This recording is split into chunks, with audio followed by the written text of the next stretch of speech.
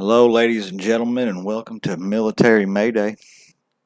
We're putting together a few pieces on the chessboard. Ain't that a pretty little boat? Look at that. Yeah, that's Indonesia's new little tank boat. And boy, imagine taking that to the fucking lake. I mean, man, I thought it was pretty neat looking. We're gonna read over this article, what it is. Tank boat. And look at Indonesia's impressive military combat vehicle, and she is impressive. And I think she's styled really well too. She kind of looks like an old PT Cruiser in a sense.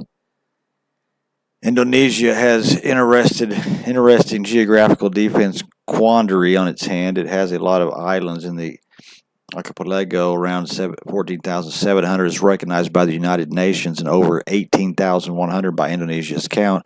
Regardless of who is counting, thousands of islands are a lot to protect. Plus, it has about 34,000 miles of coastline. To counter this, Indonesia takes its Coast Guard and naval forces very seriously, and boy, don't they. I mean, look at that. Those are just badass. There should be a picture here. To defend those waterways, Indonesia forces has developed the Antasena Tank Boat. At the same name suggests it has the bottom half of the boat and top half of a tank. The name itself may be a little reductionist, as it appears to be a relatively advanced maritime patrol vessel, albeit one of a little more firepower than the average boat. While not being full-scale battleship, the tank boat has been in testing and trial since 2021 and produced by North Sea Boats, based out of the island of East Java in Indonesia. It has two distinct variations: the tank variant with a large cannon and another slightly longer troop transportation version with a smaller turret. No picture. Indonesia's maritime patrol vessel. That's the one with the more of the tank round on top. That's a smaller boat. Let's see what.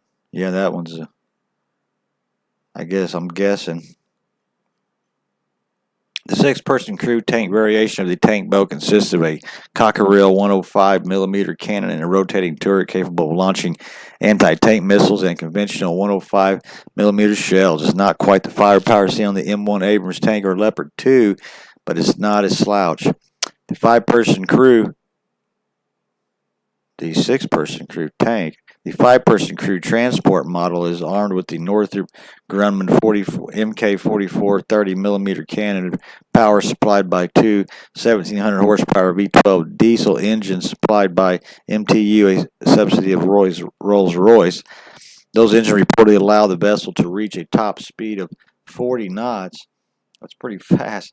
Both versions are twin-hull catamarans, with the tank variant measuring just under 60 feet long and the troop transport vessel measuring just over 61 feet. It can hold upwards to 60 soldiers in the troop transport specs and 20 troops in the tank version. The vessel contains all manner of modern radar equipment, radar communication devices, autopilot, and a weather station. Oh, look at that.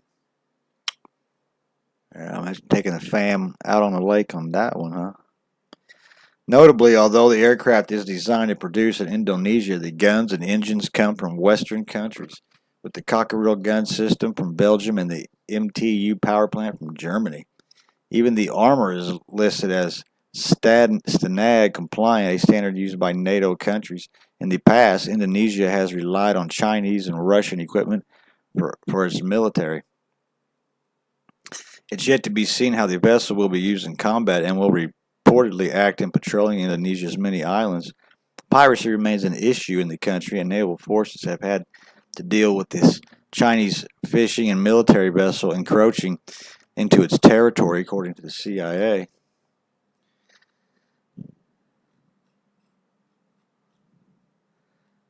Ships played a crucial role in World War II, from large-scale entanglements in the Atlantic and Pacific theaters to the smaller clashes of the Arctic Mediterranean. The various navies of each of the belligerents were vast and include aircraft carriers, battleships, cruisers, destroyers, frigates, and other auxiliary vessels. These ships were as dispensable as they were versatile, performing roles such as short bombardment aircraft, anti-aircraft defense, blockade, security carrier, escort, and transport duties. Without the power of practical uses associated with warships, World War II would have been fought very differently. For instance, aircraft carriers were essential for the attack on Pearl Harbor, without which the United States would necessarily have entered the war, and they continued to play a vital role in the Battle of the Pacific. Throughout the war, convoys protected Atlanta, U-boats from the deep, success critical to supporting Allied campaigns. At the time of the outbreak, World War II naval, well, I guess it's a whole different freaking article. Thought this was part of the same one. It's pretty interesting. I don't think I have the time to read it all, though. That's what we're looking at, buddy, right there. Look at that. I wish there's some pictures would come in. All right.